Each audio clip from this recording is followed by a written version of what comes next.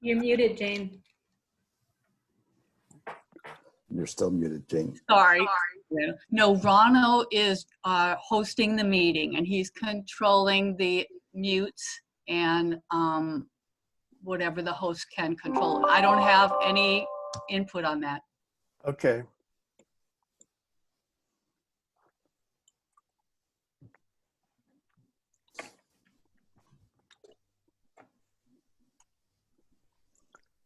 Okay.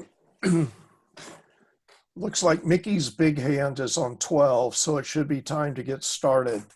So let me welcome everyone to the Sonoma Library Finance Committee meeting. This is the biggest group we have ever had, seriously. So as part of the announcements, I'd like to say that the purpose of this meeting is for the Finance Committee to select one of the percentage cuts of the sales tax. We are not going to be discussing how that will be achieved. So we're not going to be talking about layoffs, any of that stuff. We're just going to say that the Finance Committee would pick how much we guess the sales tax will be cut. Then the staff will go and figure out how to achieve that. And then this will be presented to the full commission on the next meeting, which I believe is June the 1st. Mm-hmm. Here it is. Okay. Yeah, like that. So, you know, we're not going to do layoffs and pay cuts and no books and this, that, and the other. We're just not going to talk about that. We're just going to discuss what we guess. So let me just put that as a ground rule.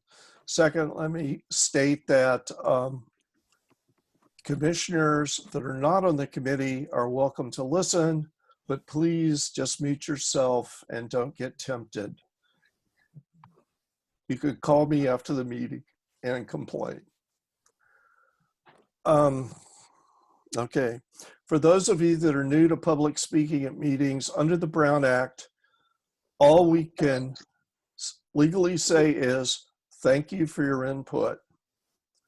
That we won't agree and we won't disagree and we won't argue anything. All we can say is thank you. So that leads us into public appearances. Jane, I believe you had some you wanted to read. Yes, thank you very much. Can everyone hear me okay? Yes. Yes, everyone can hear me when I'm reading these? We can hear you, Jane. Okay, Yes. great. The first one is from Dan Cottrell. Dear Finance Committee, first counter-cyclical reserves constitute half of the fund balance and have more flexibility than emergency reserves. Has the library proposed using any of these funds? Second, in the packet, the library gives an account of personnel costs growing over the years. I find it interesting that personnel costs are singled out and no figures for other costs like rents, materials, programming, consultants, etc. are given for context/equal consideration. We cannot tell if those have grown or shrank over the same period of time. Without a comparison to other costs, it is not clear what value these figures have. I don't mean to put words in the library's mouth, but the fact that they have omitted the histories of all other costs suggests that they are most focused on cutting personnel costs. I just want to point out the possibility of bias by omission here. Lastly, I want to remind the committee that personnel are not just financial costs, but human assets. If you cut numbers, you also cut livelihoods. If you slash wages, you make it harder to pay rents and mortgages, to buy groceries and medicines. The library seems to imply that it is prudent to cut wages of people who pay taxes and spend money in the community, money that then goes towards other people's wages and taxes. This, of course, cuts its own tax base.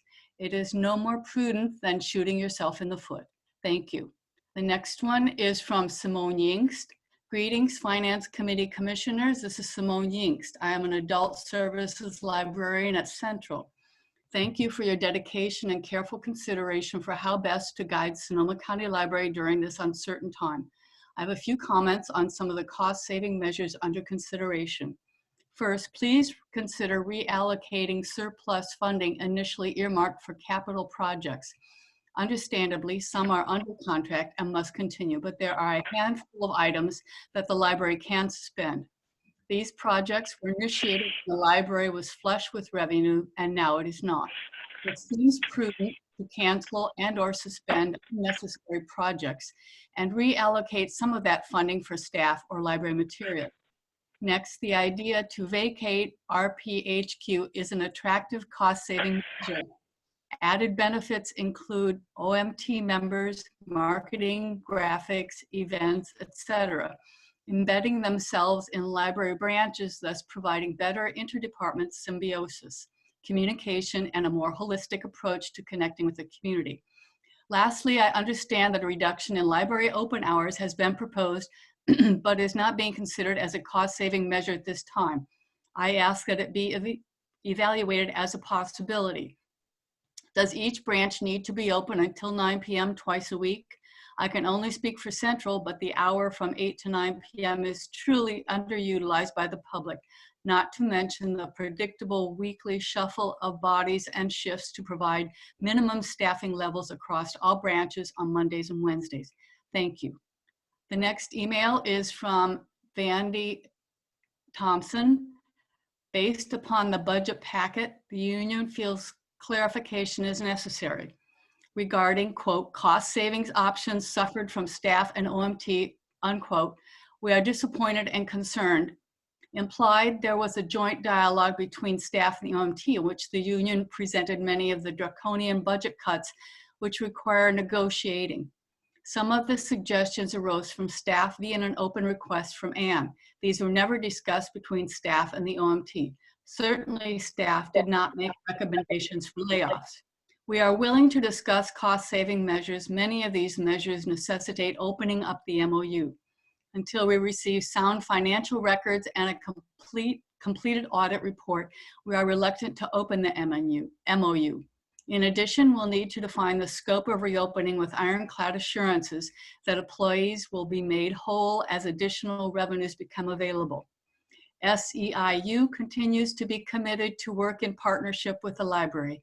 It is difficult to work in partnership when one partner, in quotes, union, or in parentheses, union/employees, is being asked to take large cuts in pay and benefits while the other party to the partnership has no financial accountability due to delaying the annual audit, public services over expenditures, and the presentation of fluctuating budget figures.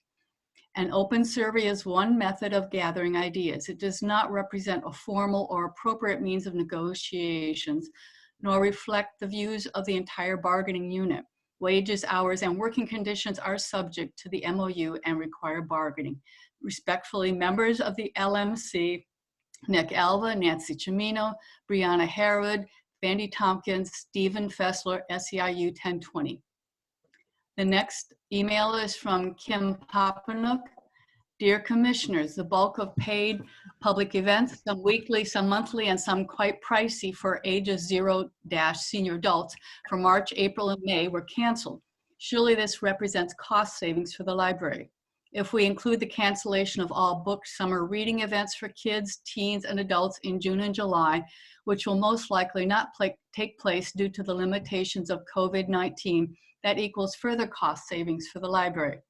Going forward, there will probably be limited public paid events due to ongoing COVID issues and therefore even further cost savings to the library. I have two questions.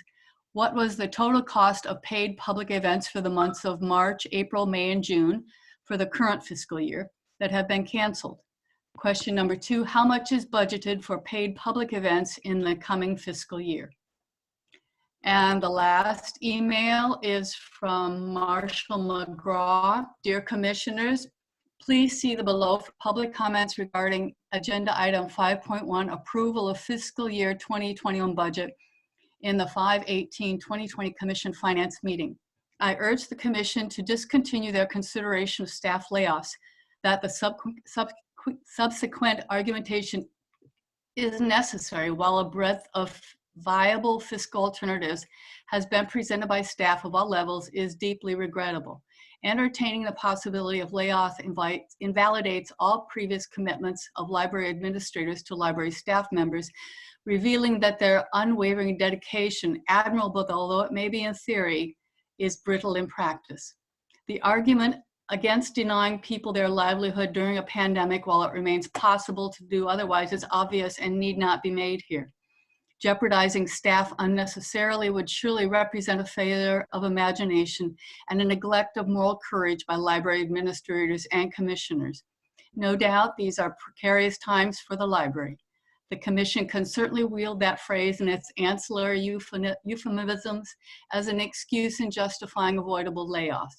The commission can alternatively take this opportunity to prove to our community that their library can meet the challenge of the times readily, but only so far as all current staff are employed to adapt to these ends. People need their livelihood. The library needs its people. The library will not be able to provide the caliber of service it provides itself in with an emaciated staff roster. The difficulties ahead can only be met by a staff body in full health. Best, Marshall McGraw. And that's all that we have for the comments to Commissioner's mailbox. Are there any hands that need to be recognized?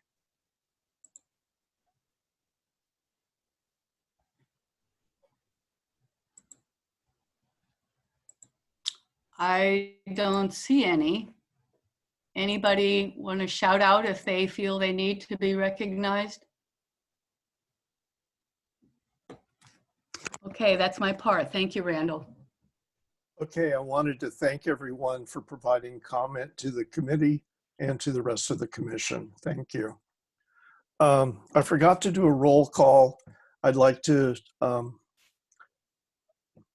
roll call for the Finance Committee members. So I'm the chair, Randall Neff. So don't forget to unmute. Reese, are you here? Reese is here. Yes, I am.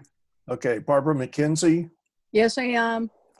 Andy Elkland, Elkind, I'm here. okay, and Tom Hauser.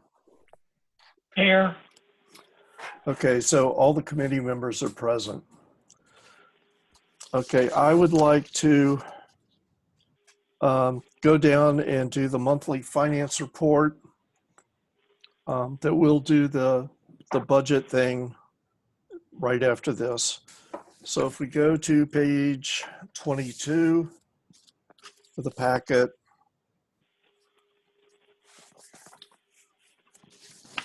we have the financial reports. Jody, would you like to talk about the, let's see, that would be the month of April.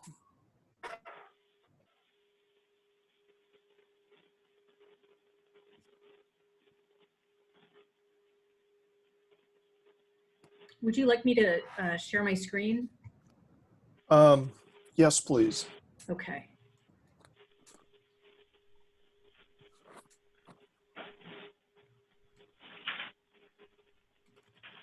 All right. Is everyone looking at what I'm looking at, which is the general fund, sorry, property tax, sales tax, and fund balance?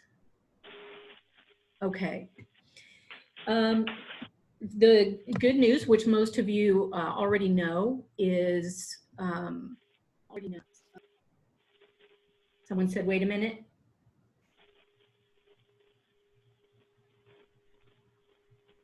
Okay.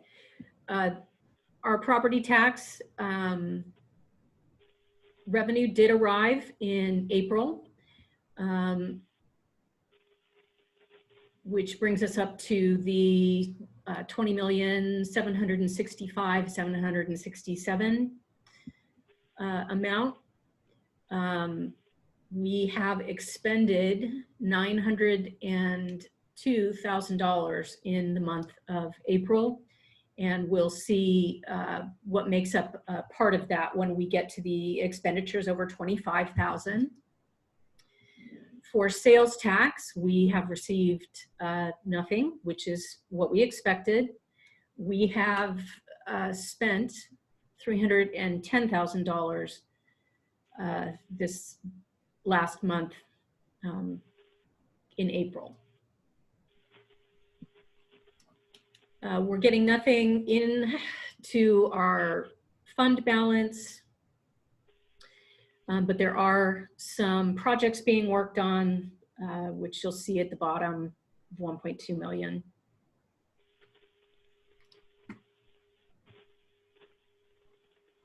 Does anyone have any questions on that?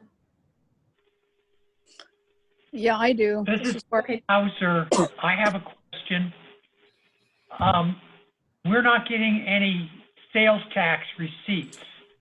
My understanding is the reason we're not getting sales tax receipts is because the state sales tax office is closed down, and so no money is going out. Is that correct? Yes and no. In one of his executive orders, Governor Newsom allowed retail establishments to not have to report on collected sales tax for 90 days. They're not reporting it, so which means that it's not going to the counties to be dispersed. So we should start seeing revenue from that possibly in July. We're just going to have to wait and see, but yeah, that is why. Now, again, we're on a cash basis accounting system, so that any income, any sales tax that was collected during this past fiscal year that we're still in right now, if it doesn't get paid to us during the fiscal year, it doesn't get into that budget, the 19-20 budget. But when it does come in, it will go into the budget when it's received. Is that correct? That is correct. Thank you. This is Barbara. Hey, Barbara. Hi there. Could you do a little more analysis of the fund balance? What all is in there, and it's anyway, just give us some more, pick that apart a little bit more. Sure. I have a slide in the upcoming presentation that details what we have in our fund balance. That means surplus. For the parts of this report, it shows that we've gotten no revenue, and of course that just means sales tax, but we have had expenses which I believe come from these two, the 310 and the 902 together go into our expenses. Right. My question is more about that it says $36 million in there. And so No. Some of that's restricted, and what is that? That's what A lot of that is restricted, and we actually don't have that much money right now. So this is something I think we need to clarify when we go to the commission. This really needs to be broken out a little bit more. Agreed. Quite a bit more. Okay, thank you. All right, and then we have our expenditures that are over 25,000. We see the invoice came in April. That may have been for March, but we're seeing a little reduction from the beginning of the year. You can see in July it was 50,000, September 50,000. It's gotten down a little bit, so I'm not sure why it's jumping back up a little bit. Of course, we know that utilities are being used in the branches, even if that just means things being plugged in. But I was hoping it would have dropped a little more. Then probably our biggest expenses, right below that is our book expenditures, these two numbers, Baker and Taylor from books and Midwest Tape, also for reading materials. And then we have our janitorial supplies. And again, that has not been changing. So I'll be getting together with Dave Tishaba, who's our facilities director, and we'll be talking about I know some deep cleaning is going on now, but I don't think it's needed maybe every month. So we'll get together and talk about if we can lower that. But of course, when the branches are open to the public, then the daily service will go back in. Our rent for headquarters is below that. And then we spent $31,000 on our Cellco Verizon account, which is to support hotspots. And then the only other expenditure was a pretty big one. Our facilities trucks, I believe 2 of them got replaced. That was planned on, and that has taken place, and I believe we'll be getting rid of the ones that were replaced with these 2 new ones.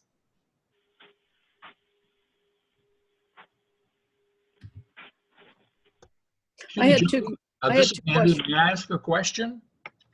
Sure. So I noticed that for 2 of the expenses, and I'm looking specifically at PG&E Mm-hmm. and rent, for 2 of the expenses that I would expect to continue, rent at a constant, PG&E at some variable amount, but I would expect them to continue every month. I don't see any expenses for the month of March.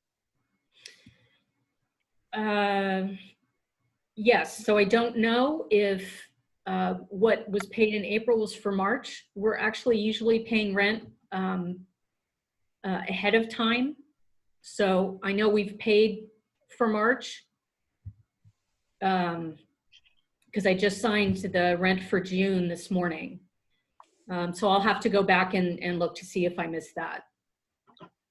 And what about for PG&E? Is it possible that what we're seeing in April actually covers 2 months? It looks like, for example, the December payment covered both November and December. Yes, that is possible. Will you be able to do a little deeper dive on this and see? I will. Okay, thank you. You're welcome. Jody, I had 2 questions, actually 3 questions. This is Barbara. Okay. Following up on the janitorial, we talked about this at our last finance committee meeting, and we are told that about the deep cleaning and stuff. But I read in the paper today, this is just one of the businesses that's just opened up. So I'm just curious about how we keep having this ongoing expense. So I'm looking forward to hearing what you find out from Dave. Secondly, on the rent, we talked about this last time too, why this variability. These amounts are kind of jiggity-jaggedy, higher and lower and stuff, and there's not a consistent number there. So if you could also get us the explanation on what the exact rent is and why there's been that variation. I appreciate that. Sure. And let me just end with on the Verizon hotspots as needed. Again, there's months where we haven't made any payments and then big payment and then whatever.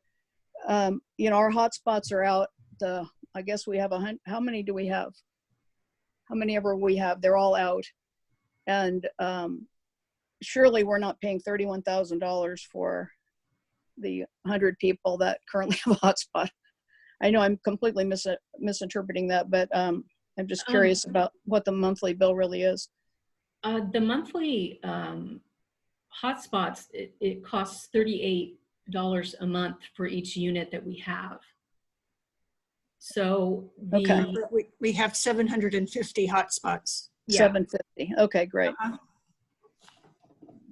Okay, so we had 750 lucky people who have had those for the last 9 weeks. Is that a flat rate, or is there? It is.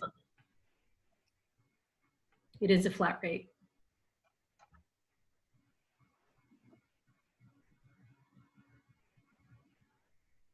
So 38 times, I'm just doing a little calculation, 38 times 750 is 28,500. We also have 100 Chromebook kits, which include a hotspot. And is that a fixed rate or is that variable? I believe it's still fixed.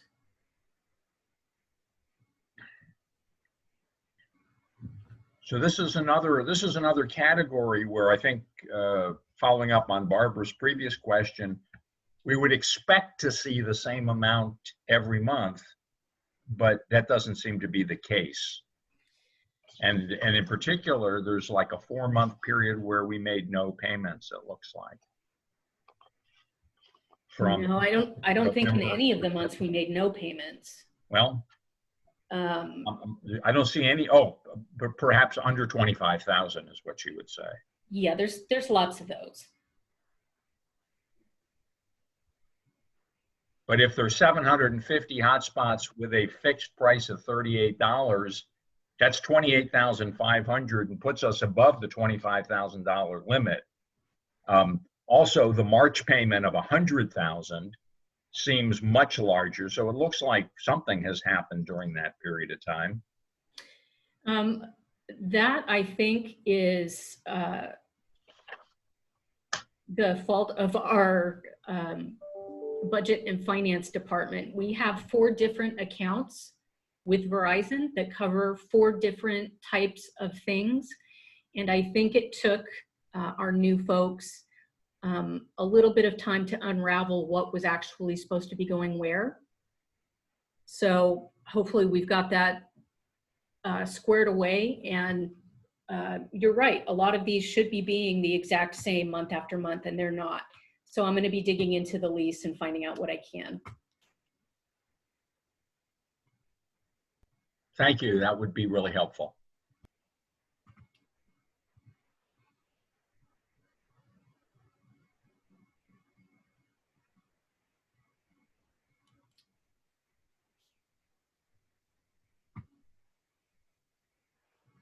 Any more questions?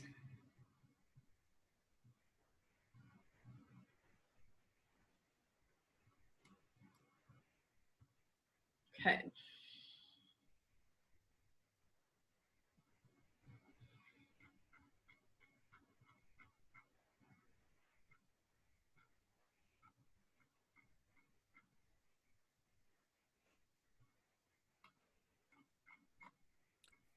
So if there's no more questions on the monthly reports, we should probably move on to the main event, which is the budget for 2021. So how do we want to do that? Should we go through the pages on the different models? Randall, this is Andy. I have a question. I do appreciate Jody putting together these different models. I notice on page 4, there was some information that I don't think we had seen previously, where it says, according to Governor Gavin Newsom, the sales tax for the state of California will experience a 27.7% reduction for next fiscal year. I was wondering, Jody, were you the one who provided that information here? Yes, after Governor Newsom unveiled the state budget for next year, that was when he talked about the loss that there would be. And I guess my question, I realize that it's going to vary county by county, but my question is, was that a 27.7% reduction from what had been expected originally for the current fiscal year, or for what we're actually going to get in the current fiscal year? And I'll explain what I mean by this. In other words, when we look at our budget that we put together for fiscal year 2019-2020, we anticipated at the start of the year, a year ago, we anticipated sales tax revenue of $12,600,000. We can look at a 27% reduction from what we anticipated we were going to get. Or we can look at what we're actually getting, which is significantly less than 12 million, and look at a 27% reduction from the actual. That's going to be a big difference. Am I asking the question in a way that's clear? I understand what you're saying, but I believe they meant that it was the amount compared to the current fiscal year. So the actual amount we're going to collect this fiscal year ending June 30th, that's going to drop an additional 27% next year, is what Governor Newsom was saying.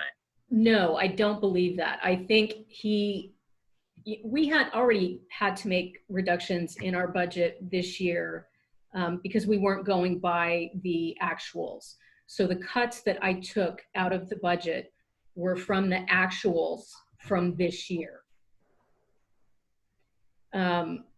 Aside from the 27.7% sales tax that Newsom mentioned, he also said that there would be a general decline of all revenues in the amount of 22%. I don't know if that includes property tax, because if so, we've only calculated a 5% decrease, but I was using those cut scenarios from the actuals that that we knew we would get in a regular year. In other words, from the 12.6. Okay, I'll stop at this point, and Randall, thank you for letting me ask. I'm going to let you resume. This is Tom Hauser. I have another question or comment. Maybe we should be contacting our state representatives for clarification of what Governor Newsom said, because this is vitally important to the decision we have to make. Are we talking about 27% less than we expected to get for 1920, or are we talking 27% of the very reduced amount that we actually got? And that's got to be clarified right away. And so I think that's a political. If the bureaucrats aren't answering, I suggest we get the politicians to ask the question. May I comment, please? This is Barbara. I hope everyone got that very expensive consultant examination of the sales tax measure that the Sonoma County Transportation Agency is going by, and that I sent out to everybody. And I think that it is a really clear and specific to our county and has good numbers to use. Did everyone get that? Did anyone not get it?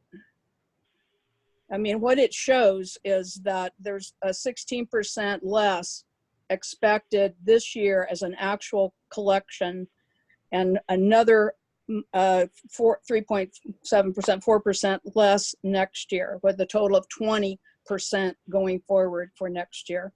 So this consultant report, which I personally put a lot of value into, because it's very county specific, it's very specific to the types of industries and businesses in our county. I think it's a very good document to use, and I don't feel like it's a guess. And I think that Governor Newsom's estimate is great. Again, it's a statewide kind of thing, and it's not as targeted.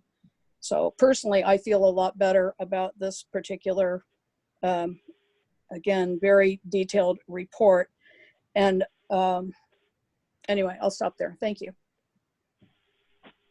We did get it, Barbara. Thank you. This is Tom Hauser again. I think we do have to get clarification about what the governor's saying and not leave that undiscovered. Okay. We can do that.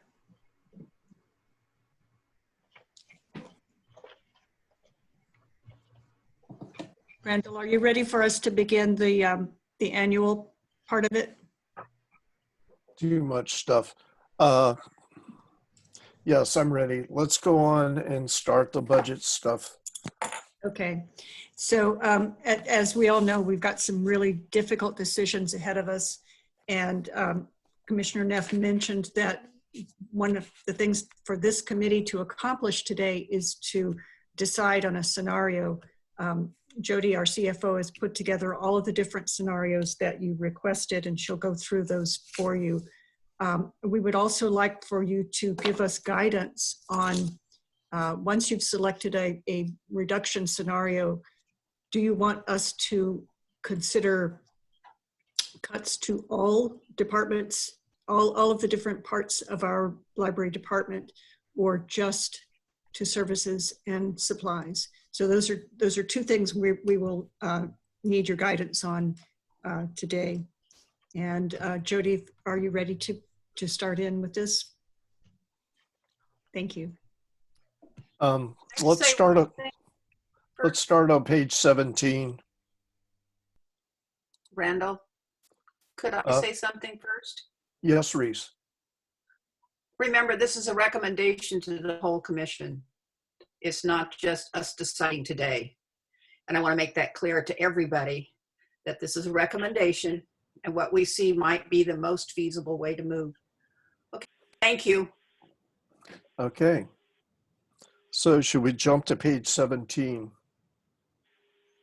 You know, if that's, I'm fine with doing that, but I would like to, at some point today, consider the information that appears on pages 12 through 15 as well, because I had some questions about that.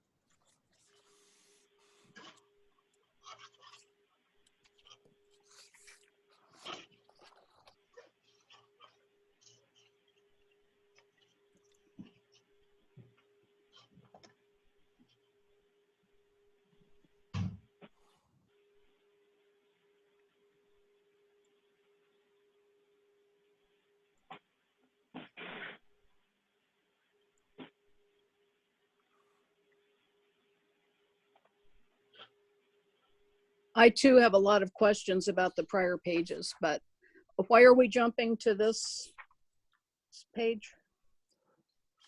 I was asked to by Randall. Yeah, I'm fine with doing that. I think that the information on pages 12 through 16 will become more relevant once we make the decision that Randall's asking us to, of which scenario we consider to be most likely. Okay, thanks. Okay. What each scenario looks like is actually two scenarios. It takes the budget cuts or the decreased revenue that we're anticipating and tries to craft a budget from that. One which does cuts only in services and supplies, and the other is cuts department-wide, which means that it would affect personnel at that point. Whatever could be negotiated or discussed with the union. As you can see, the percentage changes of what each category represents in the budget. For example, our current fiscal year, I believe the salaries and benefits portion is around 64% of our budget, with services and supplies representing 29%. And then I think it's 9% for capital. So if we look at cutting only services and supplies, what I need to let you know is that our current fiscal year, we had 13 million budgeted for all of our services and supplies. So that covered utilities, it covered book purchases, it covered programming, facilities, capital projects, all of that to spend. This first scenario shows that what would be remaining to spend in services and supplies would be a 50% reduction from the prior year in services and supplies only. One of the sheets prior to this details things that we would need to pay our Circe Dynex data system, for example, our utilities, our various things that we need to keep the lights on. That total then is deducted from this amount that's remaining. So this total of 6.9 million, after you take away that list of needed items that we know that we're going to have to pay in the upcoming year, you would be left with 3.2 million in all services and supplies across all divisions for the whole year. Excuse me, Jody, I'm going to make a request if I could. What I believe we're being asked to do by Randall and Ann is to make two decisions. The first is the decision about which scenario we consider, we believe is going to be most likely. And I think we have to make that decision not by thinking about, gee, what's the impact of the scenario, but rather by thinking about what's the likelihood that that's the place where we're going to be. Then once we do that, I think Ann is asking for us to provide some guidance about how the staff can help to achieve the necessary cuts. So I feel like we're getting a little bit ahead of ourselves by trying to answer the second question before we've answered the first. I agree with Andy. Okay. If we're talking about it, I agree also, Tom Hauser. Okay. So my suggestion is that without worrying for the moment about which of the two, is that we look quickly at the scenarios that you've laid out and try to zero in on what we think, based on the information we have, is the one that we should be considering to be most likely or most prudent. Okay. The numbers are the same on both of these. So if we're just looking at bottom line numbers, this is what our budget would look like for 2020. Jody, and I'm sorry, I sent you an email on this, which maybe you didn't see, but the math on this slide is not correct. Because if you turn to the next slide, you'll see that the numbers are absolutely the same. Right. This slide actually shows a 15% cut. A 10% cut would have expected sales tax revenue of $11,340,000. Okay, you are correct. And I did get, I also sent an email to that effect. yes, and that is why it has been changed. Let me see. So I need to stop sharing this one. And then I need to save or share this one. Can all of you see? No. Okay.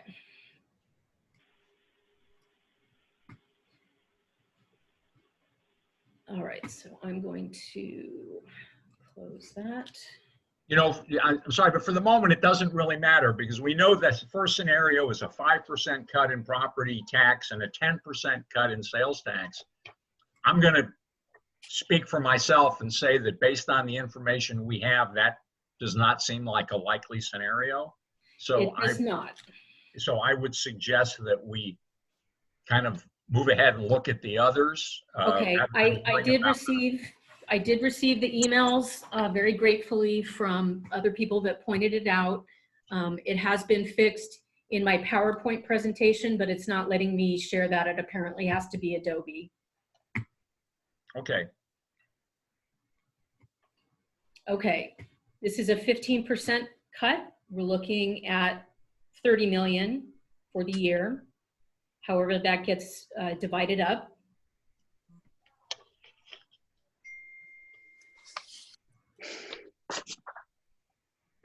20%. I'm sorry, we're not seeing that slide. We're just seeing the title slide at the moment, Jody. Oh. It says my screen sharing is paused.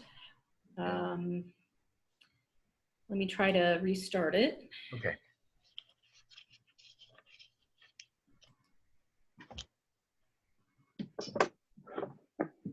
Okay, can you all see this? Not yet. All right.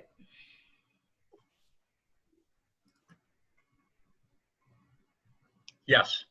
Okay. So that is the 15% cut in sales tax. And then we get to the 20% tax, sales tax decrease to 10 million with an overall budget of 29.8 million.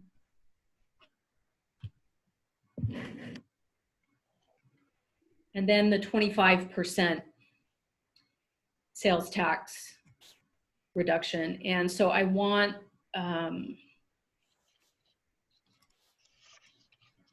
to point out in the 25% that we'd be looking at about a 59% reduction from services and supplies from this year, unless the cuts weren't applied just to services and supplies, in which case it would still be a 50% decrease, but not almost 60. And then here we have the 30% sales tax, which brings us to a total of 28.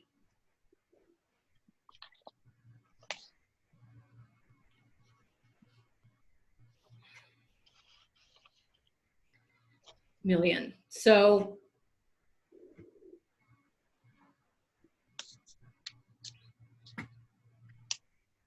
basically, let's see.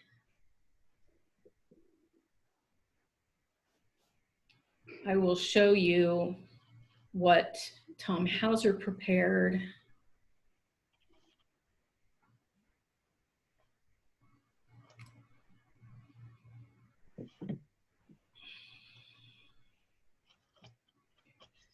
And I can't get it to show on my,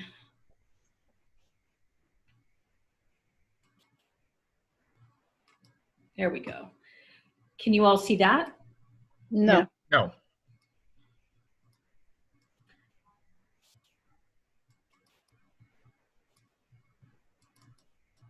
There we go.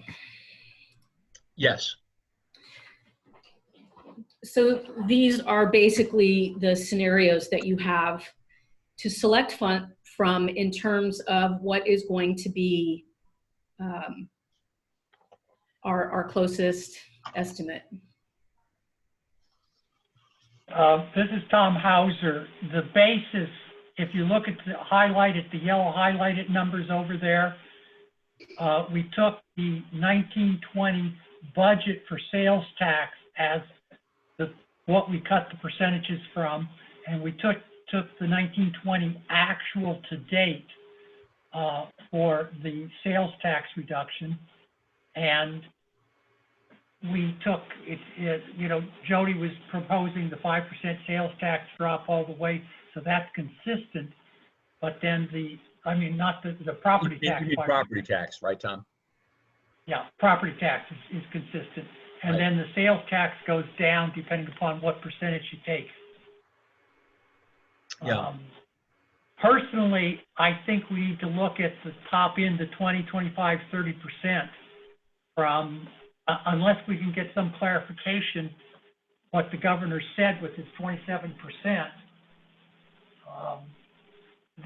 What's Barbara's thing from the the Transportation Authority, I think they're looking at more like a 20% instead of 27%. Right. So that is an important distinction that we need to clarify where we're going, because I can't give advice to the staff about, well, we're just going to cut it all out of materials, or we've got to cut everywhere unless we really know how much we have to cut. We have a better feel for it. Well, Tom, I'm going to say, first of all, I agree with you that we should be looking at the upper range.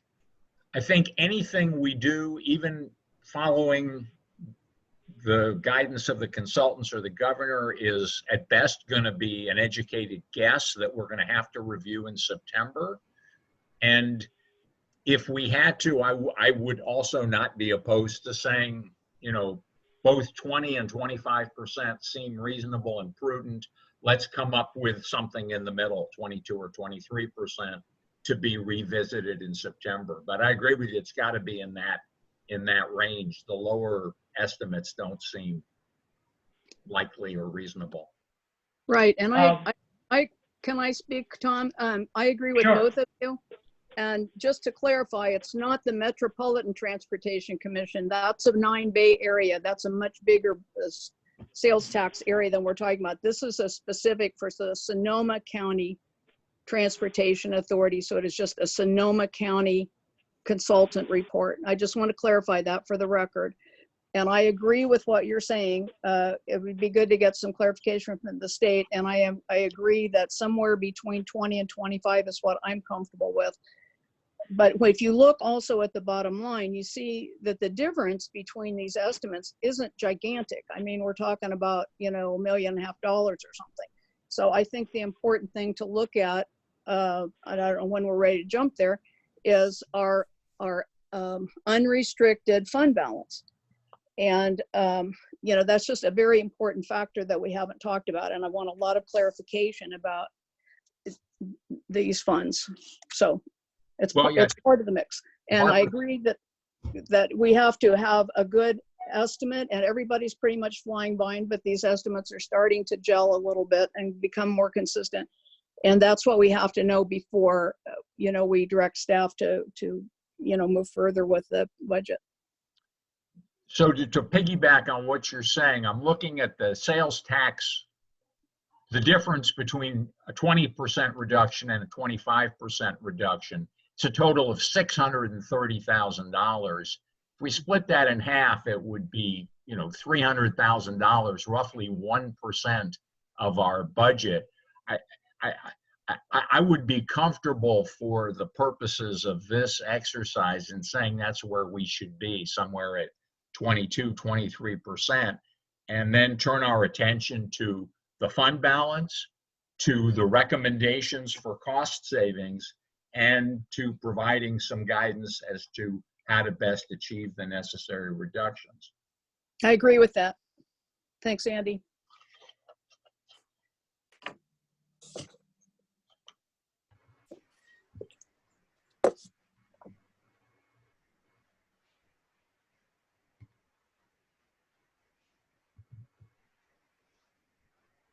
Randall, if you're talking, you're on mute.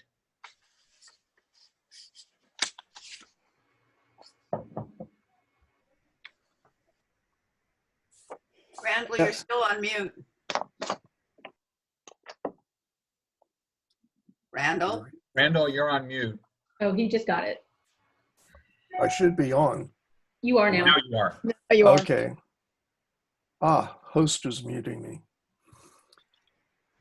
Okay, do we have enough information that we could sort of vote on what the percentages are?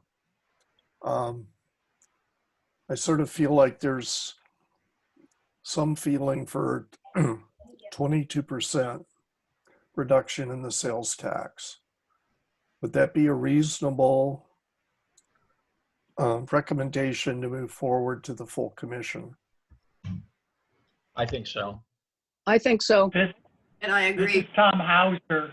I still would like clarification for what the governor's saying, because if we're reporting something, we need to have an answer to that somehow. I'm not opposed to 22.5%. It's a talking thing right now. It's not that big a deal one way or the other, as Andy pointed out. As I pointed out. But we do have to clarify what the governor said. It's just, you know, I don't know. He's not Trump, but they just kind of babble. We can certainly get that clarification for you and let you know afterwards about that. If you'd like to move ahead now, and then we can follow up with the information that you're requesting. So I would like to propose that we move forward with a 22% reduction in the sales tax. So does anybody object to that? I just want to clarify, we're assuming a 5% property tax reduction and a 22% sales tax. Yes, that's the plan we're going to recommend to the commission. And this That's again, fine. this is a short term.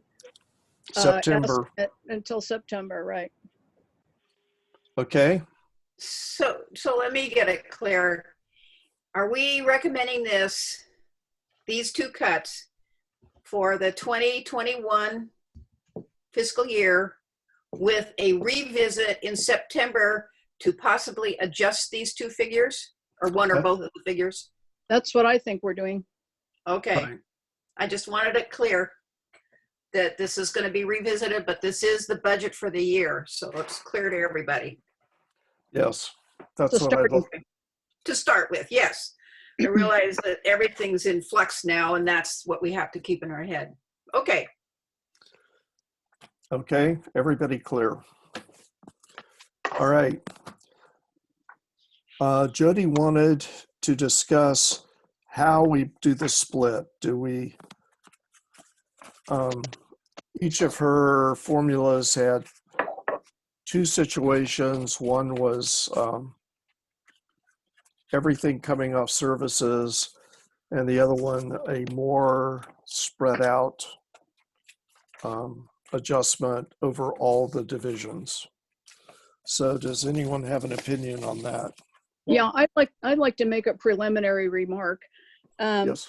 I feel like I need to be a lot more clear about what our plans are, what our reopening plans are. It's very hard to talk about staff numbers, hours and all that kind of stuff if we don't really know. And I know we're all still guessing, and it's a work in progress, but it really matters what we think is going to unfold here. It's kind of cart before the horse to me. It's certainly retaining our staff is a priority, and having all of our collections and materials is a priority. So maybe we could get a little more information about what the plans look like in terms of hours and staffing and that kind of thing. We have not currently made any recommended changes to hours or staffing. We need to get a little more clarity on what the actual situation is with the county health officer's recommendations or edicts.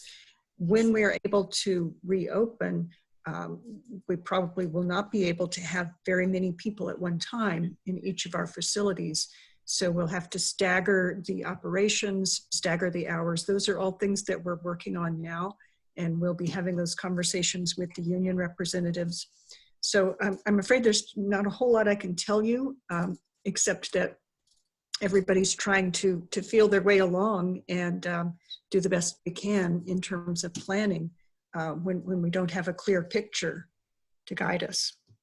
Yeah. But at least initially, though, when we open up for curbside service, for example, would we be open as many hours? I know it hasn't been figured out, but we wouldn't be talking about anywhere as many hours as currently, right? No, probably not. Probably a very limited number of hours. Yeah. Okay. So anyway, it's kind of cart before the horse to me. I mean, it's very hard to figure this out if we don't know what our plans are, but anyway, sorry. Well, in some respects, the plans are going to be dependent on the budget. I mean, if we don't have enough money to have all of the facilities open full hours and staffed full hours, then we'll have to deal with that. So it's chicken and egg, either way you look. Okay, Andy. Yeah, I had a question. I'm looking at page 12, and this was on the cost saving options offered from staff and OMT. And I'm just going to, first of all, preface this by making a remark that having gone through these budget exercises with other organizations, I'm a big believer in focusing on bigger items first. We can nibble around the edges of smaller items, but where we have large opportunities, it seems like that would be a priority. Right. I've never heard of this. I had to look it up, that CIPA stands for Children's Internet Protective Act or Protection Act. And the note says this would not be a savings, but would bring in up to $2.8 million in E-rate funding. Could you speak to this and tell us what the opportunity is here? Because this seems like potentially a large amount. It is. So the Children's Internet Protection Act is a federal thing, and it requires that libraries and schools install filters on the computers to prevent access of pornography. The American Library Association has long been very adamantly opposed to filters because it prevents a lot of access to things that people might want to. For example, if you're researching breast cancer and you put in search terms for that, it might block some of those medical resources. I believe that filters have come a long way in the last few years, and some of those concerns, while valid, are not quite as pervasive as they used to be. So the first thing is, this commission, this library, my understanding is, has considered this in the past and rejected it because of the issue of the filters. If we wanted to install filters on all of our public access computers, that would be the first requirement in order to have access to these E-rate funding. And so the second part is, it's based on the number of free and reduced lunches available in your service area. So in that respect, I think we would be qualified for access to those funds. They could be used for technology purposes, such as installing fiber at the new Roseland facility, increasing our capacity for Wi-Fi, and for example, for the hotspots. So it could be a very useful thing for us, but in some ways it's kind of a philosophical question. The commission needs to decide, do we want to be a library that filters its internet connections? I appreciate you laying it out that way. Is this something that Vicki has looked at recently, and can she weigh in with kind of a current opinion around the state of the art of the filtering? Yes, Vicki's very well versed in this. I don't know if she's on the call today. I am. You are. Well, go right ahead, Ms. Vicki. Thank you. So first of all, Anne described it very well with regard to the Children's Internet Protection Act. And it involves the library having a policy that allows filtering. And we already have, for example, the firewall that would allow us to do that. And so sexually explicit materials, you know, a number of very finely hewn ways in which we would filter internet access primarily for the public as well as for children. And it does allow, you know, many of the products allow for choosing filtered and unfiltered access. And so the Children's Internet Protection Act actually says you need to have a policy about this and what you allow in your libraries. And it means that the library has put in place mechanisms to provide that filtering access. Now, the Sonoma County libraries qualify for a 65% reduction with respect to the number or the main number for free and reduced school lunch programs. So that allows for us to, if we so chose, to apply for what are called Category 2 E-rate funds. And as you may or may not know, the FCC is, and it's called the Universal Service Fund. And so for many, many years, public libraries have been able to afford both the internet access itself, and then the Category 2 funds have to do primarily with the infrastructure itself. So that means things like switches and routers and maintenance on the same, for firewalls, for like today in Windsor, you know, we are pulling Ethernet wire, and we're adding additional access at the Windsor Library to broadcast the Wi-Fi for free out into the parking lot further. And so those kinds of things would be covered up to 80% of the cost. So that's the kind of thing that the E-rate provides. There also have been some real interesting changes which I've been following since COVID-19, and that is funding for the purchase of hotspots, you know, which we have many of right now, and also discounts on the monthly data charges for those. But we have to, if we're going to go after that kind of funding, we have to have a policy in place that gives us, that shares with the feds that we're, you know, we're being good stewards of the internet, and we're providing specific ways in which we make that available to our customers. And so that's a way long answer, Andy, but I hope that helps you understand a little better what we're talking about. And when I checked with our E-rate consultant, we were eligible this year, just this year, for $2.8 million. And so, Vicki, may I interrupt you and ask you a question? Because I value your expertise. I'm not at all surprised that you're totally on top of this. I'm going to ask you for your opinion.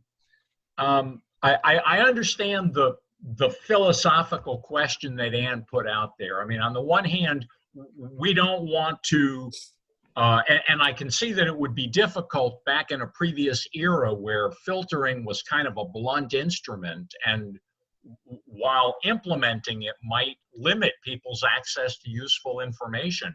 I guess my question is about your opinion of the current state of the art. Could we implement something like this in a way that would provide legitimate and reasonable protection against pornography and things that we don't necessarily want children accessing in a public library without imposing an undue burden on patrons' ability to access reasonable information? well, I think what I will say about this is Anne characterized this very, very well. That in the day, you know, and I've been doing internet access for public libraries for over 20 years. And in the day when SEPA was first conceived, it was an outrageous kind of blunt instrument, like you said. But, you know, the algorithms today with the firewalls that are available today can help us be very selective about how we filter. And so something about breast cancer and breast cancer treatment or breast cancer in general would never or almost never be something that would show up as pornography. So there have been such advances in algorithms as well as machine learning. I think Randall, you know, has talked to me a little bit about this over time. And, you know, again, artificial intelligence, machine learning, all of these things give us a better opportunity today to do this. And I will also say this, that federal grants, when we want to apply for grants from the Institute of Museum and Library Services, when we want to apply for lots of federal grants, we have missed opportunities because we are not considered SEPA compliant. So a long time ago, I would have said, you know, no, don't do SEPA compliance, don't even think about it. But today, I believe, you know, that has really changed a lot. And when I worked in libraries in Arizona, you know, I for the first time in my career, I went ahead with SEPA compliance, and we were not disappointed. So that's the answer. And thank you for asking my opinion. How long would it take us to go through this process? I mean, $2.8 million would make a Right. huge difference in the coming year. And from what I hear you say, while there may have been very reasonable objections in the past, currently, this seems like something that we could implement reasonably and without imposing an undue burden on our patrons. Well, I think personally, I think that is very true. And the existing firewall appliances that we're currently using have the capability for us to go in and make those settings. But then the impetus would be back upon us and you all as a library commission to actually help craft, you know, and I think our senior management team, if they were willing, and our director, you know, we would have to craft the proposed policy for the commission to approve. You know, that wouldn't be on Vicky Turbovich or even Ann Hammond, you know, not standing alone. But we have the capability today with the existing firewall appliance, which, by the way, is coming up on 4 years old. You know, again, that's pretty good for a firewall compared to what we had when I got here, which were 25 years old. Anyway, that didn't have this capability. So the answer is yes, it wouldn't take very long to implement this. And, you know, again, it's a matter of us believing and trusting one another that we're going to monitor this kind of thing very closely and make sure that we aren't ever blocking what someone wants. And it may be that in future years when money is not so tight, that we actually implement a slightly different and yet more expensive firewall configuration that we've got today that will allow people to choose filtered and unfiltered access. There are libraries around the nation that are doing that, where in the children's area, there's, there isn't that same choice based on the library's philosophy, but there are products in the market space, technology products in the market space that will even do that. So, and I've chosen, because I'm cheap, well, and I've also chosen the best for what money we had at the time. So I'm happy with that product, and we've used it lots and well over the years. So again, thank you for asking my opinion. Could I comment? This one, it sounds like one of these kind of slam dunk. Oh my God, I had this circle too. And I agree with Andy. Rather than looking at the little bitty things, you get this huge big hit from this. And it sounds like things are not nearly as controversial now as they were when this was initially, when the law was passed, I guess. Especially the part you mentioned about missing grants and other kinds of things. I mean, this seems, really like an obvious thing to bring forward. And I would also be interested when we do that, since we have these wonderful commissioners who I have these, connections, as Ann does, with, other libraries throughout the nation, just to see if, 80% are already doing this, and we're just way behind, and we missed looking at this again for some reason, to just shore up the case. But I would certainly say this would have to be a very high priority for me to, look at revamping this policy and potentially saving 2.8 million plus getting other grants. Thank you. Well, and understand this when it does come time to replace equipment and gear, you see, and this is what I'm thinking about. I'm not just thinking about today and tomorrow, but I'm thinking about in 2 years, in 3 years, when we need to do upgrades to the infrastructure, such as routers, you know, even adding a module to a router. There's a cost associated with this. And all these kinds of things are, you know, part of what is included in our E-rate ask. So, and things like the maintenance contracts on the existing routers and switches. I can't even apply for that right now. And there are several thousands of dollars that are annually that are part of that, because we can ill afford with our phone system and with our internet access for that kind of stuff to break. So things like SmartNet, which, you know, you'll see in my departmental ask, a lot of that can be covered in the category 2 E-rate funding. So I'm thinking about today and tomorrow and in 4 years from now, because we have worked so very hard to get our infrastructure to the place where it is today. And we're so very lucky for the category 1 scenic funding. We finally got to a place where that funds our internet for all of our branches, including upcoming, you saw the video for the new Roseland branch. And that's so very, we're so very lucky to get that. But without the SEPA compliance, we can't take advantage of those extra funds. Okay. Thank you, Vicki. Tom Hauser, I have a question, Vicki. In the budget, before COVID and all this kind of stuff, for the 2021 budget, did you contemplate $2.8 million of expenses that could be covered by this if we qualify for it? Or is it just a portion? So are we talking about $1 million maybe that we can save, you know, because what we're looking at is something to balance our budget.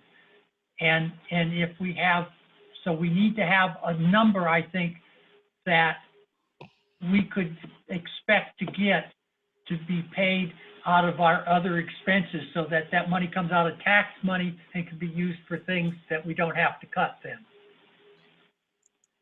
Well, Does that make sense? It does, Tom.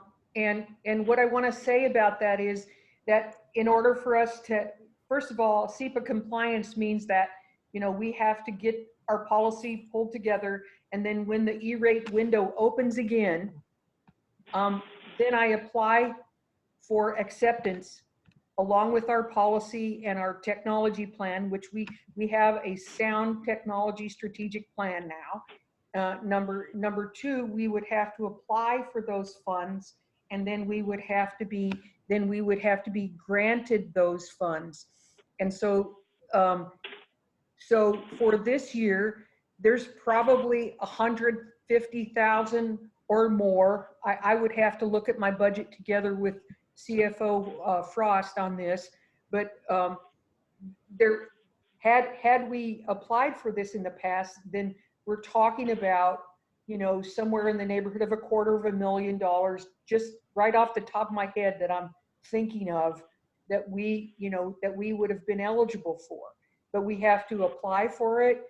You know, we have to have evidence of that SEPA policy in place, approved by our commission. So this is a process, and it will probably take us about 18 months, you know, to get a year to 18 months, you know, and maybe we can accelerate that. Some of the things are opening up, the windows are opening up because of COVID. And so if I had that in place, you know, it might be able to help us with, for example, this year with the hotspots. You know, that's a wide, you know, it's a very, very high adoption rate. And, you know, I've been contacted now by the state library asking about how Sonoma's doing this, because they're encouraging other public libraries around the state to try to, you know, launch these kinds of programs. So for the first time in the history of the E-rate, you know, they're allowing reoccurring charges like cellular charges because of COVID-19 with all these children and families that just don't have broadband access. So I don't mean to keep talking, but the answer is, this is probably for next year. You know, if we started on this now, when the new E-rate window opens again, and they're going to have a new one open because of COVID, that we might be able to take advantage of some of the funding, because we are spending a fair amount of money on those hotspots, by way of example. So. Okay, thank you, Vicki. I have a question and a statement, if possible. Yes. Brandon? Okay, thank you. First of all, Jody, is the expenditure on capital in these scenarios, is that primarily Roseland? Jody, you're on mute. Thank you. Half of it goes to IT and the other half would go to Dave's budget, the facilities division. The Roseland has the highest priority right now. It's likely what he would be working on, but we also have surplus assigned to that project as well. Okay, that was my question. Okay, it seems to me that what we're really needing to do is to decide the balance of how we're going to work this budget before we start talking about the little things and how we're going to make it work. I think we need to decide the balance our primary objective is to serve the community, period. That's what we're here for. Now, if we cut all the services away, that's not going to work. If we cut all staff away, that's not going to work. If we cut all capital away, that's not going to work. So we have to figure out what the balance is that we want to work towards. Now, it doesn't mean if we decide on the department-wide cuts that we're immediately going to start cutting staff. That's not the objective. We need to keep people in place until we figure out what's happening. So it seems to me we need to figure out how we want to go about this big picture wise, then get into the smaller things. What kinds of things can we cut? How can we make some more money? Like the part you were just talking about, what's important, what's not important, and how will we work this? But we need to get a balance first. And it seems to me that looking at the bottom of the scenarios, the second part of the scenarios, is something that we need to think of first. So, Reese, I think that's what Ann was asking for as the second part, as the second decision. And if I could piggyback on that request, Ann, I would like to ask you a question. I noticed that based on page 7 of the document, we sort of see the current percentage of categories in the 19/20 budget.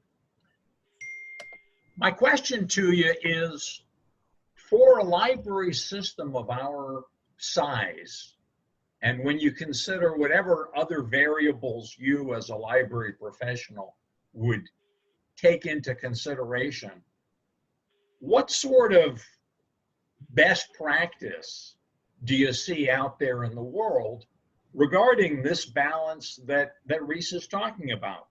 What would be the typical percentage of an annual budget allocated to staff and the typical percentage of an annual budget allocated to services and supplies for a library of our size that's considered best in class? That's a great question. I don't have a firm answer for you because libraries, there's a lot of variety. If they're city or county departments and the government agency owns and maintains the buildings, that's one thing. If they're a standalone unit that owns its own buildings, that's another thing. So there's a lot of variety in what libraries are responsible for funding. For an organization such as ours, where primarily the buildings are owned by the partner agencies, and we provide a certain level of maintenance, but not all of it. I think we're in a pretty good position right now at our 64% going to staff and 29% for services and supplies. I think you can do a short term, you could rebalance that for a short term and maybe go up to as much as 75% towards staff. If you continue along that line for very long, or if you let it get beyond 75%, you are, as Reese has mentioned, you are seriously undercutting your ability to serve the community with the materials and the services that they expect from a public library.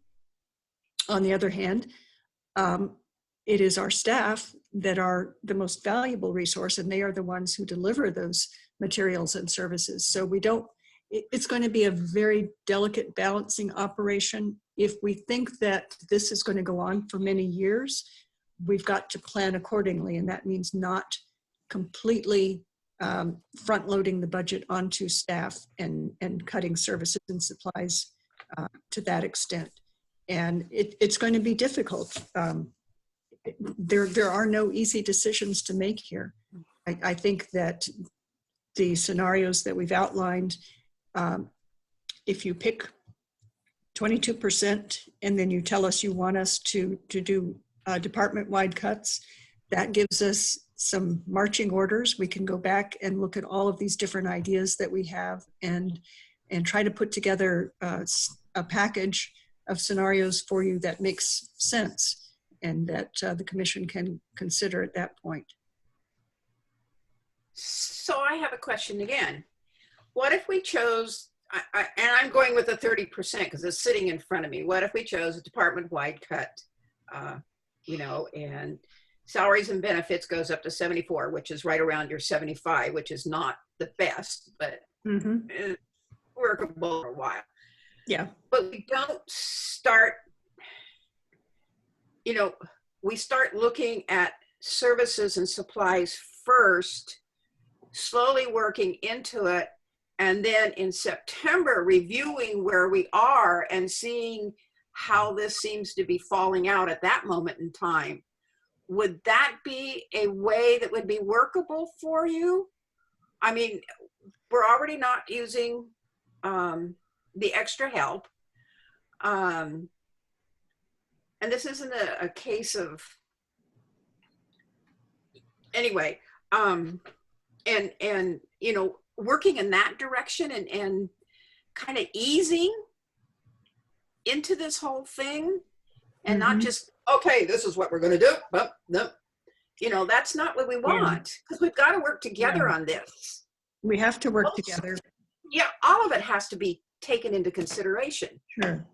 Absolutely. There's no way we want to jump right into furloughs or layoffs or anything drastic like that. We want to build up to it, do the less painful things first. But I want us to be mindful that the less painful things may not be enough. We can certainly start there. Yeah, I mean, I think we realize that, but we don't want to go cutting our foot off before we even try and figure out how to walk.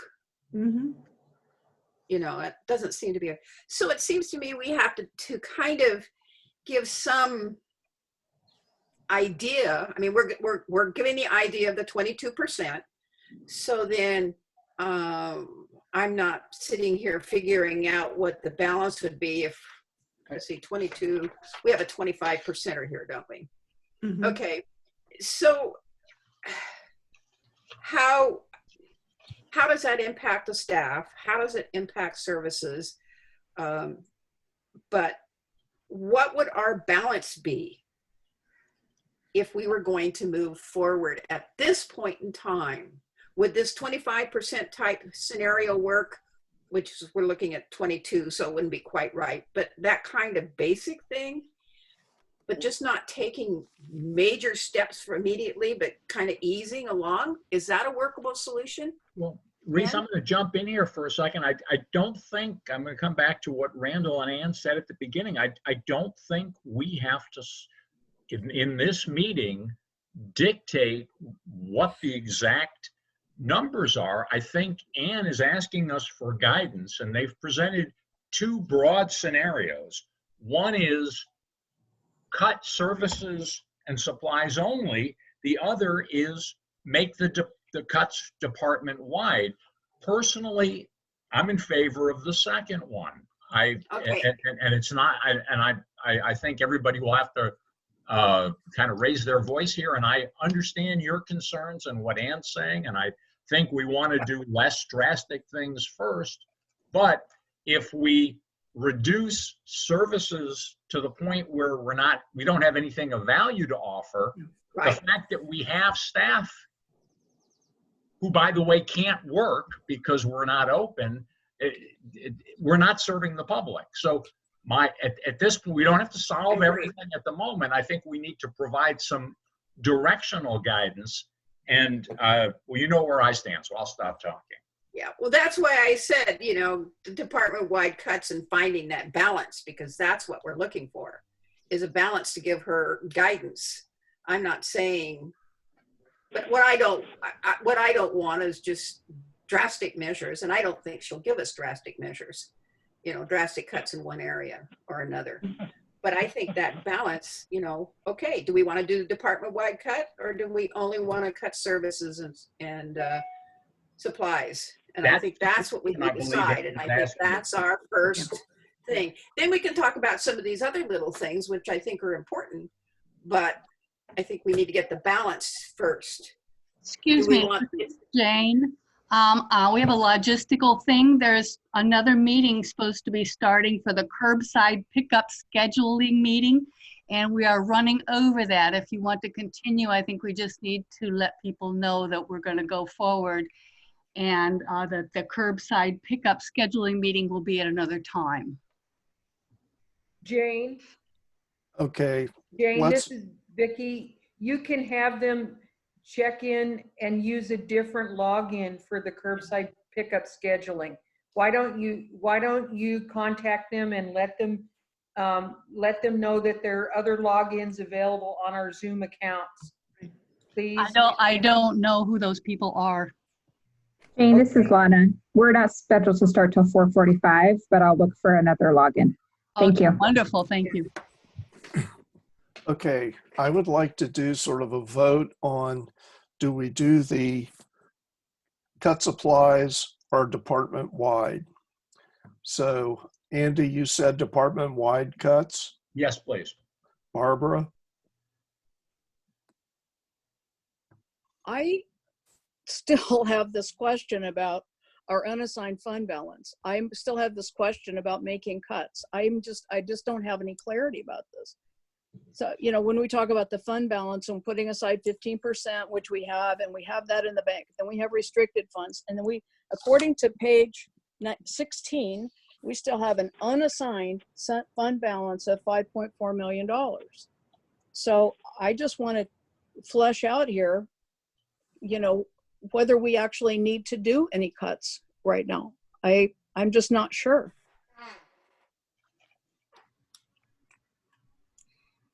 I think we have a pretty good, some pretty good numbers to estimate the budget going forward. And, you know, I understand once we do that, then we have to make some reductions because of that, but we can also have the budget numbers that we're talking about, these estimates that we're talking about, and then look back and not at the fund balance policy, because we're going to keep that money aside. But I just don't understand what the $5.4 million of unassigned fund balance is and why we can't think about using that. Can I respond to that? Yeah, please. Please. Okay. I think that fund balance can be used at some point in time if we need to. But in the meantime, I think we need to decide what our balance is going to be, at least for the immediate future. We realize it has to be for the whole year. And we're not dictating what's going to happen with the commission. What we're doing is trying to figure out a recommendation. Do we want department-wide cuts, or do we want services and supplies only? And so that's what we're trying to decide. not how it's going to be managed and how it's going to play out in the end. We're coming back in September to revisit it, you know, to relook at this whole thing and see where we are, hopefully with a little more solid information. But I think, fund balance aside, I think we need to decide, how are we going to go? Are we going to balance this, you know, on the backs of the community? Are we going to try and share it and find a nice way to do it so that everybody benefits as best as we possibly can do? So, and I'm for, I'll say my department-wide cuts right now, just so you don't have to get back to me. Okay, Tom, do you have a preference? I want to make a little statement. I think we need to keep in mind this is not a one-year activity. We have 3 to 5 to 8 years that they're talking about reduced income for the library. And what that means to me is we can't just keep deferring capital. We're going to have to actually put something into that. We can't keep spending maybe at the same level for some of these technological things that I never use. But that's just my, you know, I'm a bookie guy. But what I'm saying is we probably have to look at staff at some time. I don't think it's a very nice thing to do, but over that period of time, we've got to be realistic. So we've got to actually start thinking about not just this next fiscal year, but the 2 and 3 and 4 after that, and how we're going to work this out. So, but getting down to the simple services only or department-wide, I think we have to look at department-wide. And then also we have to look at multi-year. Okay. Barbara, did you have a preference? Well, I agree with multi-year. Everything I've heard from listening to all these people is, you know, we're talking about 5 years. I guess I'm, you know, even, you know, across the board, but I want to include in this a very close look at our unassigned fund balance. Not the money that's in the restricted fund balance, not the money that's in our fund balance policy, not any of that stuff, but unassigned, because it's my understanding that we have that available. And I'm not saying spend it all, but, you know, I think we have to look at that. So I would like to add that into the consideration and have it not just a cut and dry, you know, cuts across, you know, based on our budget estimates. I don't think any of us understand the reserves clearly enough to make that decision yet. So in other words, department-wide cuts with considerations as to how we're going to use the fund balance with it. The unassigned The unassigned fund balance. Yeah. Okay, I like the department-wide ones. So that's pretty much unanimous. So our direction is that we would like to look at a budget for department-wide cuts and try really hard not to lay off people. I mean, we can freeze new hires and do some things like that, but I don't think we need to lay off people right now. I could be wrong. So is that it for the budget discussion? Could we take a consensus of committee members for the record? Okay, Andy, what is your preference? Department-wide. Tom? Department-wide. Barbara? Department-wide plus my asterisk. Okay, Reese? Department-wide. And myself, department-wide. Thank you. Okay. Hello, Jody. How's the audit? The audit is progressing. The items that were submitted before I got here, I've been getting some questions on those and trying to answer them as best I can. Good. Once this budget is approved, I will have time well, maybe before the budget is approved, hopefully. I will have time to get to the 2 documents that I need to recreate that I've not done before. But having access to Ken's old files now should make that easy. I'll be able to see what he did and then be able to recreate it. Wonderful. And then those are the last 2 outstanding, unless I've gotten some more questions today and haven't looked. Great. I just have this fear that it'll be like a race where we get lapped around. Yeah, So, I want the audit to be finished as well. great.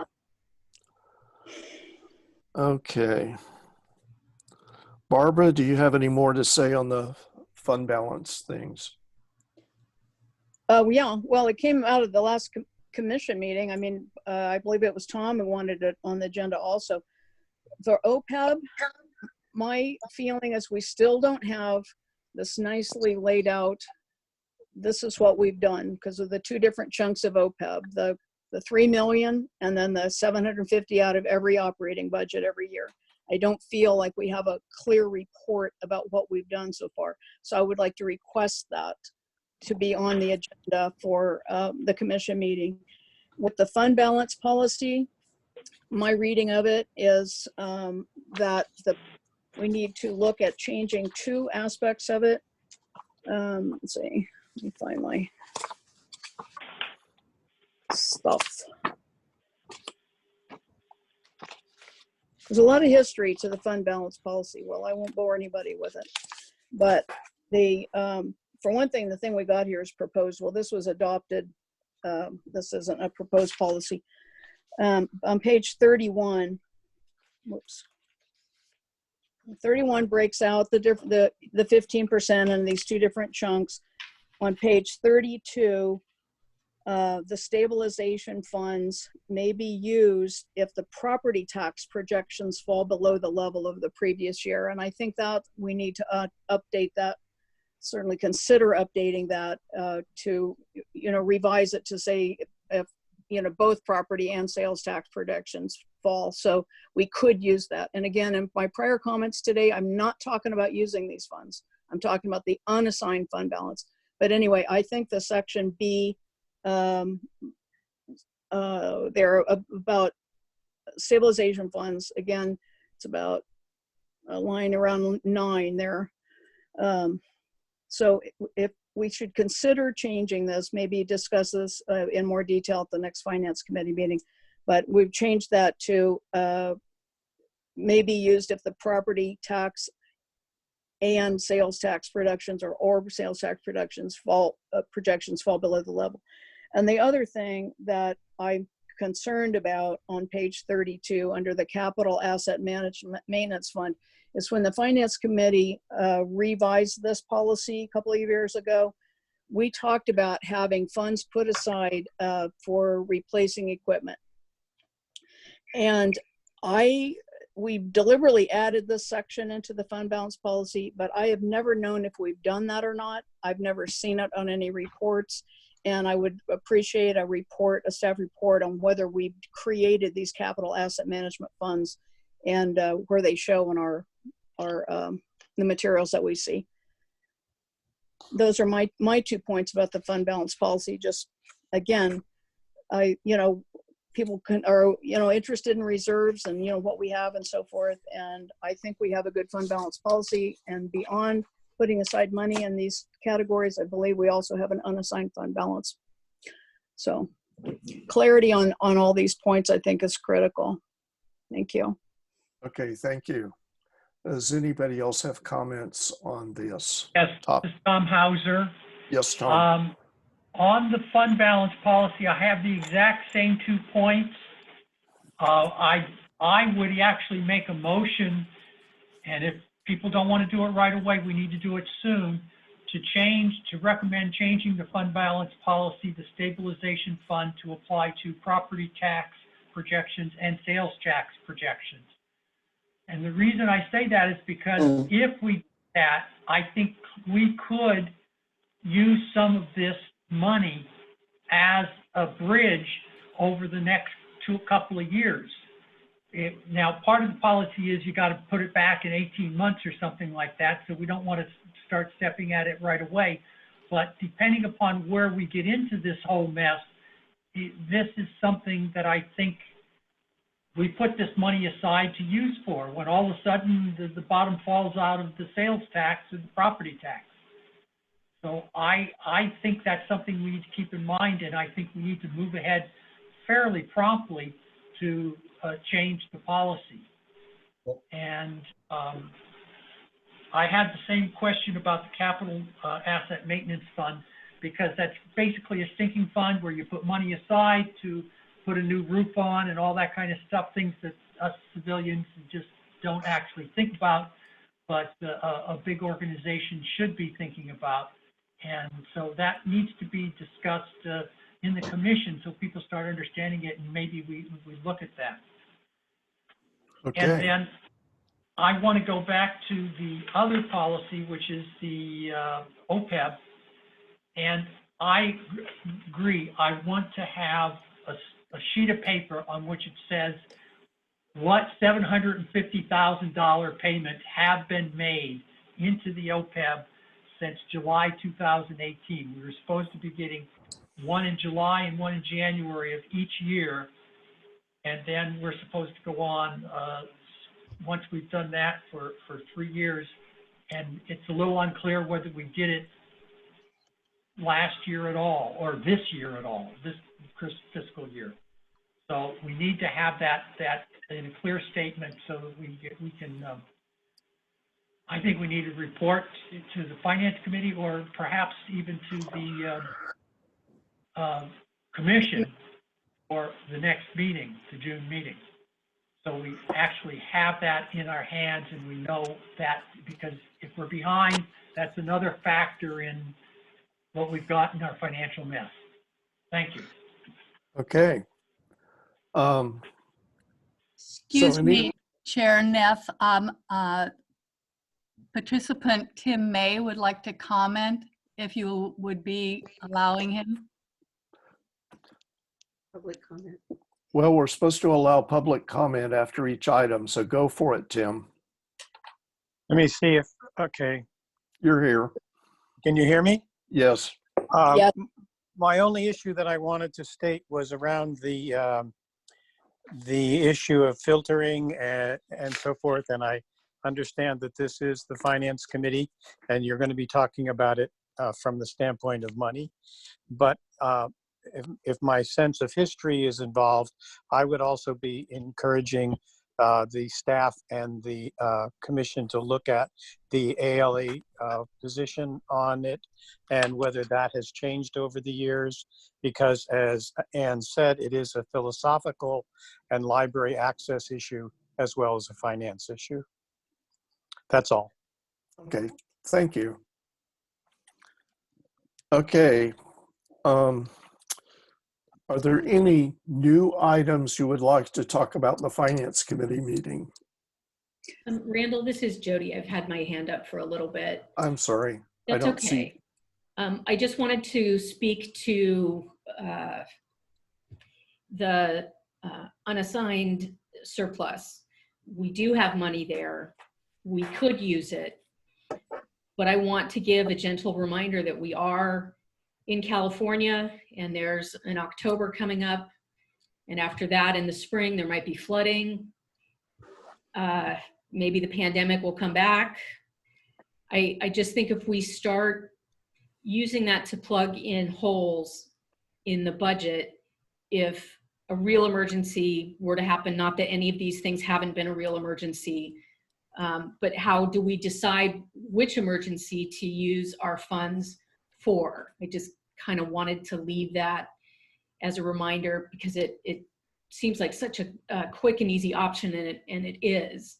But I would advise caution here. May I comment, Randall? Thank you, Sure. Jody, for that. What I want is for everybody to understand what money we have. And I don't think that as a commission, we understand that.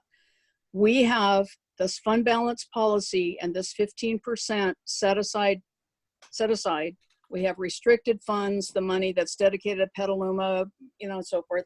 And then there's a chunk in between, and that's unassigned fund balance. And I've seen different numbers in here. There's 4 million someplace, there's 5 million someplace. I just want us all to really understand that. The other budgets I've seen, other agencies, they're not wiping their reserves out, but they might take a chunk, you know, a calculated chunk. If we have $5 million, we might look at $500,000 or something like that. I just want to understand it. I want it really clear and spelled out what we have exactly. And I haven't seen in these reports, I haven't quite seen us get to that place that we all understand it. I think everybody's eyes roll over every time I bring up the fund balance policy, but we just need a lot of clarity on it. So that's my request for the June meeting. Thank you. Okay. Anything else? All right, I'm going to declare this meeting over, and thank you all very much for coming. It's been swell. Thank you, Randall. Thank you. He's a comedian.